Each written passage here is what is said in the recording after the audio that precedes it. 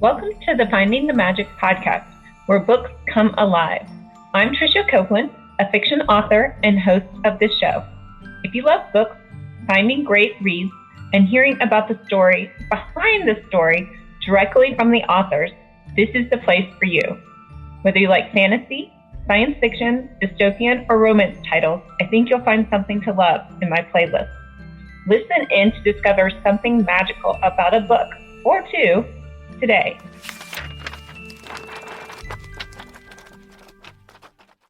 Welcome, Patrick. Thanks for having me, Tricia. Today we have Patrick Sangimino, and he is the author of Dogs Chase Cars, and he is a lifelong journalist, and I can't wait to dive into your book and maybe a little bit about your career. Jump in and tell us about the book. The elevator version of the book, the elevator pitch would be, it's about the downturn of the newspaper industry through the eyes of a longtime sports columnist who's driving to work on a Friday afternoon, expecting to be the latest casualty in a mass layoff. He's been on the job for 32 years. It's the only job he's had. He's sacrificed career or sacrificed relationships. Everything he's known to life has been put on hold for this career, and the loyalty that he showed it is not fulfilled on the other end in the end, and he winds up without a job, without the people, without everything. It's a story of relationships, really. Yeah, so not a happily ever after here. Well, not really, but it also has some really interesting life lessons, striking that work-life balance, but also your greatest fears in life generally are not as scary as they're made out to be once you live them. Yeah, so this is a historical fiction, correct? Yeah, Okay. very much so. How much is it patterned after you and your career? Is the main character a lot like you? I'd say if I had to put a number on, he's probably 50 to 60%. Okay. He's kind of am I allowed to swear on this show? Or Yeah. Nice, okay. Moderate I, swearing. I think he's more of an asshole than I ever was. Okay. Yeah. So yeah, that's about as harsh as I'll get. But there's a couple of F words in the book. That's okay. He is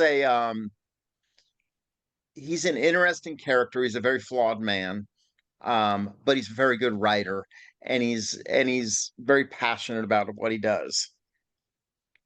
Yeah, I think anybody that basically commits their life to a career and that's the sole focus of their life gets a little salty around the edges, right? Like they're so focused on that one thing being the most important thing that they can seem maybe abrasive or, cavalier to people that maybe have more balance of family. And, I know when I worked in corporate, it was like there was definitely those people that were like, okay, our job is our life. And versus those people that were like, okay, well, I have this job, but I have a life too. Exactly. It's sad in a lot of ways because he had so many people who helped him out in life, and he had so many really strong relationships. And I don't want to say he took all of them for granted, but he rode them as far as he could, and then he discarded them in a lot of ways. And then a lot of them just died.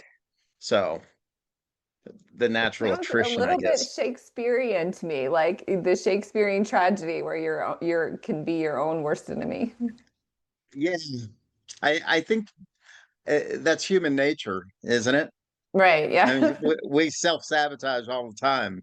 And his, like I said, he was very good at what he did professionally, but it didn't jibe with a personal life, and it didn't jibe with marriage at all. And it's an interesting story of marriage and how And juggling a marriage and a career is a hard thing to do.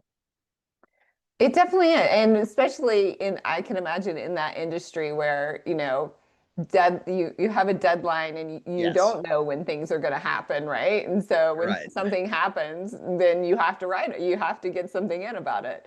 Exactly. A story breaks in the middle of the night. And he was the type of guy who wanted to be the guy they called to get the story.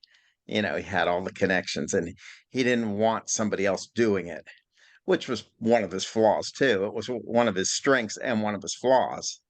So he's an interesting character. He's like I said, he's a he's not a perfect man in any way, shape, or form. But I think he's likable in a lot of ways. I think you root for him and you root for him to make the right decisions, and often he just doesn't in this thing. So Yeah. prepare to be a little bit disappointed. Well, you you know, I don't know. It depends. I mean, you look at everything he did. If you were looking professionally, you would go, "Wow, what a career he had." But then you look at him at the end, mass layoff comes, and here he is without a job, without any of the family members either. So, is he a winner? Well, I guess it's like, how is he a winner if he thinks, well, people remembered him really well, even though he doesn't have the job anymore? What is the reputation he was left with, maybe? Yeah. Yeah, what are you left with? I mean, what is the end goal in life? So talk to me about how you decided to write the book in this way. I mean, you said it was I mean, you start off saying it's about the decline in the newspaper industry, but I'm really hearing it's more about life and what's really important in life and thinking about It's so that funny. in stages of careers and when you're headed into retirement and things like that. It's funny you mention it like that because it does start off as the idea for the book came as I watched my industry start to contract a little bit. Saw newspapers just closing up shop, and then I saw really good journalists that I worked beside and had known for years suddenly losing their jobs, get swept up in these mass layoffs. And I was like, wow, it, where's the loyalty? Where's the love here? And you devote your life to this, and we got into the industry, excuse me, at a time when the in a golden age of journalism. The I got in the early '80s, and we were still basking off the Watergate glow. Um, all of a sudden, that's what prompted most of the people I went to journalism school with to get into the business. And really wasn't my impetus for getting in, but it was you fall in love with seeing all the TV shows and all the movies that just romanticized the newsroom environment and chasing a story. Um, so anyway, I'm watching 40 years later how things are not nearly as solid as they once were. And you go, what happened? How'd this happen? Um, I'm sure it's happened in many, many industries. I'm sure Kodak film can bring this to has a great story to tell about all of this. The people who invented the 8-track tape, you know, same thing. You don't stop listening to music all of a sudden because the 8-track went away or vinyl went away. Now it's back, but we're listening to we still listen to music. We're just finding a different way to do it. It's reinventing itself. So um, the online newspapers are just something that are taking some getting used to right now.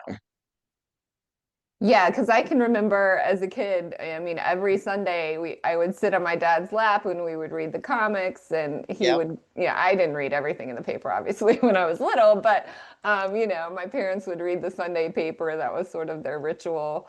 Um, And Well, yeah, I and mean, it was a huge thing. The Sunday paper, I mhm. delivered the Sunday paper, and I could only carry like five of them at a time. They were so big, So, and now you look at a Sunday paper, and it's a mere shadow of what it used to be, and it I was costs like trying to remember if they still even carry the paper in my grocery store. It seems like at one point they did, but I don't remember seeing it recently. So, now in Denver, y- y- um, the Rocky Mountain News. It wasn't so long ago it was paper, and it's no longer there. right, right. And a lot of them have consolidated too. So, Right. yeah. Yeah, and it's just, and you look at the paper, and it costs a whole lot. It used to be a quarter to buy a paper. It used to be a dime to buy a paper. And now you go and buy a paper, and you better have a handful of quarters to go pick up a paper, and a newspaper rack is no longer even a thing. So it's just a different world. It is. It, And so, do you think you'll keep writing in novels, or how do you see your career going now? mm, that's a good question because I was in Lincoln, Nebraska, my last job, and I was um I was finding myself kind of struggling with the concept of corporate journalism, the way it was going, where community journalism is a really cool thing, but the decisions being made about your community are being made several states away by um, a corporate group who have no knowledge of what's going on in Lincoln, Nebraska. So here we are, and you're going, well, this isn't the best thing for our newspaper. So, but I liked having a writing platform too. And then all of a sudden I write a book and I go, wow, I could have a writing platform from anywhere. So, excuse me, I think I will write another book. Um, Somebody told me there's another chapter with this guy, like what happens to him. Okay. And I don't know what happens to him actually. I've been kind of thinking about it.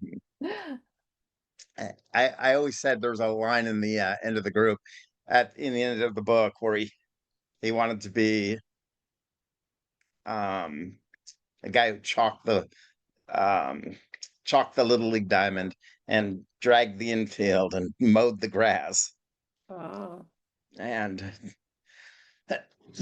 just did something really something for kids, something that had little to do with him, and almost not necessarily a thoughtless job, but something that was far less like he could do it in that moment and um really just marvel at the job that he just did at that moment. Look how good that infield looks, and these kids are getting ready to play, and they're going to appreciate this. And it's just a different mindset, doing something for someone else at that point.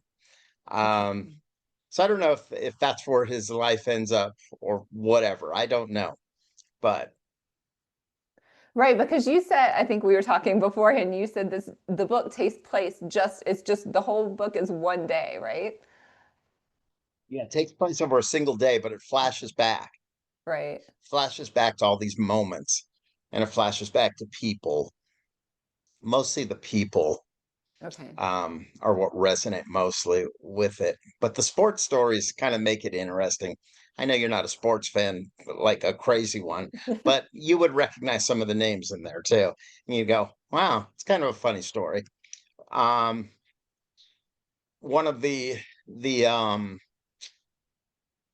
intricate, one of the real integral parts of the book comes early on, and he's a young reporter, and he gets to cover the 1989 World Series in San Francisco, and it's halted by an earthquake, a 7.1 earthquake.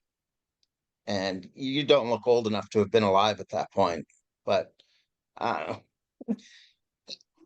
know. Anyway, he and at that moment, the way the newspapers were king. This is 1989. There were no internet, and there was no electricity.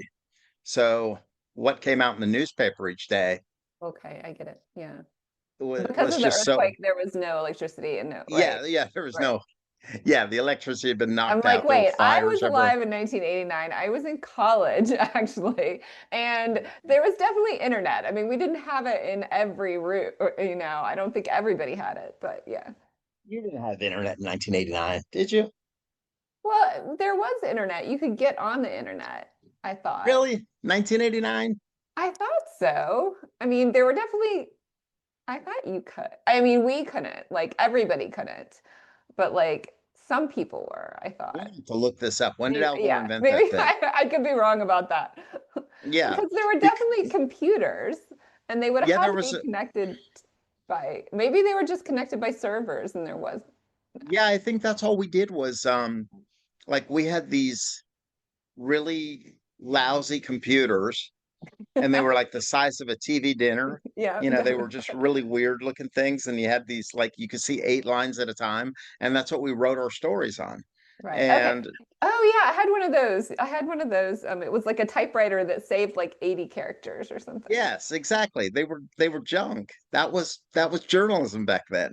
And Wow. you plugged it into a phone, you put the couplers on, and you tried to send it to the modem, and it never worked. So you had to translate it on deadline to somebody in the newsroom, and they were pissed at you because you were making their life miserable. It was just a bad technology wasn't there yet. Yeah. Okay, sorry. So I interrupted your story. Go back to your story. San Francisco, the earthquake. So all of a sudden, here we are in the earthquake, in the middle of the earthquake. And by the way, this interview is going way offline, isn't off track, isn't it? We're all good. um, We're back to the book and the earthquake now. okay, so the earthquake happens, and journalism just shines. All of a sudden, you're looking, and you're going. That was my Watergate moment, um, where I looked and I thought, wow, this is why I'm in this industry. We are helping people. We are breaking news. We're doing all this stuff. And the teamwork that it took to do all of this was amazing. And it's the only time I ever um, worked where the paper didn't come out the next day. It took a 7.1 earthquake for it to happen, which tells you, the system that's in place to put out a newspaper. Not all newspapers are worth reading the next day, but it'll always come out somehow. And that time it didn't, but it was amazing to see how many people work their butts off to put this thing together. Yeah, that must have felt, I mean, almost like sending a rocket to the moon. I mean, that kind of like project. No, I mean, it's not, but it is sort of like, I mean, it's that type of project where everybody has to pitch in and Yeah. and figure out how to tell people the information they need. Yeah, you're at a baseball game thinking, okay, the World Series. You're thinking you're at the most important thing in the world. And that gets put um, into perspective really Right, quickly right. by the fact that you're seeing a city burn, a bridge collapse, and people dead. It's amazing. It was life changing for me. Yeah, I can imagine. So it's interesting that you said, this character is pretty flawed and he values his reputation and all of these things, but you also are saying that he's looking back and thinking more about the people. So that's interesting that, that's that duality of like, is there some wishing that he had done things differently now that you know the end? Lots of regret.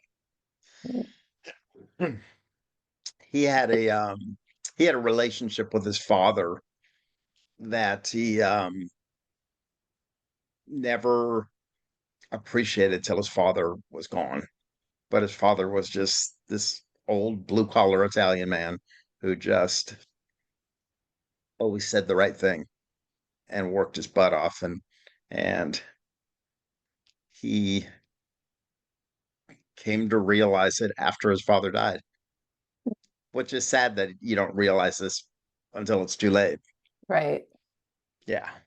Well, talk to me about the title, Dogs Chase Cars. Why did you name it that? Well, when I was in high school, there was I was sweet talking a girl, and the bell rang and I was late for class. And I look over and the teacher's standing at the door. And I was like, I may never get to talk to this girl again. And so I just kept talking. And I was about 5 or 10 minutes late to class. And I walked in and I looked and I said, sorry, I was talking to someone. And he said, dogs chase cars, but they can't drive them. And it always stuck with me. I always thought, wow, that was a great line. It was meant to embarrass me. I don't think I was smart enough to be embarrassed at that moment about that. But what happens when you chase after the car and you catch it? Do you know what to do? What happens when you get the girl? What happens when you achieve your goals, get to that point in life? Do you know how to proceed? And um, it just seemed to fit the more I thought about it. Yeah, I think it really resonates. Like, he probably felt this, or I'm imagining someone, I felt like this in my career too, of, you know, it's kind of an innate thing that you feel like you have to do. Like you are just working towards this thing that you're not going to stop. Right. And you're always moving forward. And when do you know that you've caught or you have achieved your goal or you've you've caught the car? Does Yeah, that make sense? yeah, no, I totally get it. Yeah, you hope that there is going to be that recognition or that award, or either you can give yourself that recognition or that, pat on the back. This is what I wanted. Let me enjoy this moment. I like as a kid, I was raised to constantly have goals. Like if I Mm-hmm. brought home like a 95 on my report card, my parents would say, okay, well, how are we going to make that go up next time? Right. And what is your Wow. goal for next time? So I had to make Mm-hmm. the 98. Right. So that doesn't set up like any sort of framework for ever being able to have been enough, right? So yeah, in my life now, I'm like, okay, I'm gonna give myself little rewards along the way. So do you think you've giving yourself some grace over that time? Oh, definitely. Yeah, my life. Yeah, I definitely have a different mindset, but I definitely see also where, him and his father, like he probably got that work ethic from his father without really even realizing that, right? If his father Right. valued, I'm going to work even if I'm sick. I'm going to work and providing for my family, even, and maybe his father worked long hours and didn't spend a lot of time at home. So he probably got a lot of that from his father with maybe without knowing. And I'm analyzing him like he's a real person. So, You did a good job.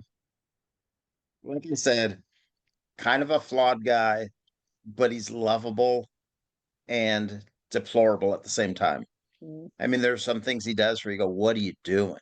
But there's some things you go and go, "Wow, all right." I like his work ethic. I like the way he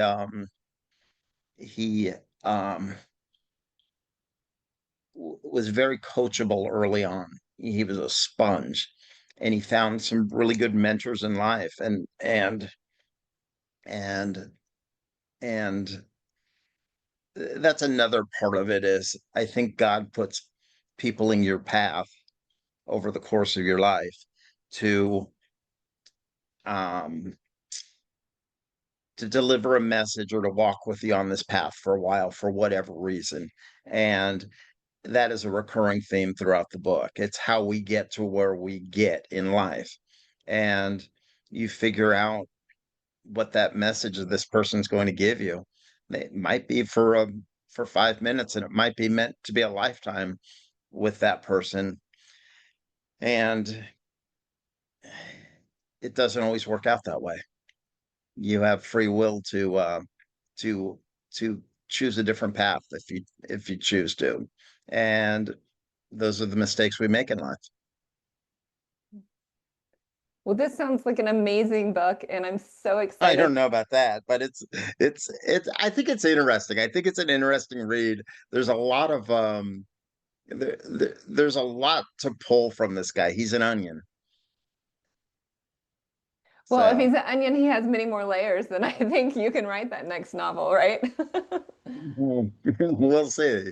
We'll see. Then again, you start thinking, have you ever done a sequel book? All my series are, yeah, almost all my books are sequels, so I can't let characters go. And I feel like it's almost a like, am I worthy to write a second book with this guy? Is he worthy of a second book? I'm trying to figure it out. And Yeah. at what point do you make that decision as a writer? I guess if it just if you get that next idea, right? If you get that, oh yeah, this Mhm. is what he should do, or this is where he would go. I mean, you have to really get in the character's head and say and figure out if you have, I mean, it sounds like this is very message-based, value-based book. What other messages and values do you want to bring into, and would his story tell those? Or yeah, so you could go either way. You could start with, oh, this is what I want to talk about in this book, and so where does his life need to take him to show those things, right? Or his life is going this way, and these are the messages that we give. Interesting. Anyway, my 2 cents. It's one of those things I'm considering right now, Fun. and I've got a couple of other projects that I'm contemplating, and I know there's another book in there, but yeah, I'm still kind of hung up on this guy for a while. It feels like. Well, great. Well, tell everyone in our audience where we can find you and your book. Well, it's on Amazon. It's it's on Barnes and Noble. It's on a lot of platforms. Google. Um, Trying to think right now. There's like 6 platforms. Those are the 3 big ones. I think you could find it there. Dogs chase cars. Um, Great. And do you have a website that's just your website? I do. Patrick Sangimino. .com. Great. And we will have the links in the description so everybody can find you there. Thank you so much for being here, Patrick. And we hope you will come back when you write your next book. I hope I didn't hijack your interview here. This is the point of you being in the interview. So it's No, about you asked great questions. I enjoyed the conversation. Well, me too. And have a great day. I appreciate your time. Bye. Bye. I hope you enjoyed this episode of the Finding the Magic podcast. I'm your host, author and podcaster Tricia Copeland, and I love getting behind the scenes. If you like the podcast, make sure to subscribe and stop in each week to discover new authors and books. Thanks for listening, and until next time, keep finding the magic.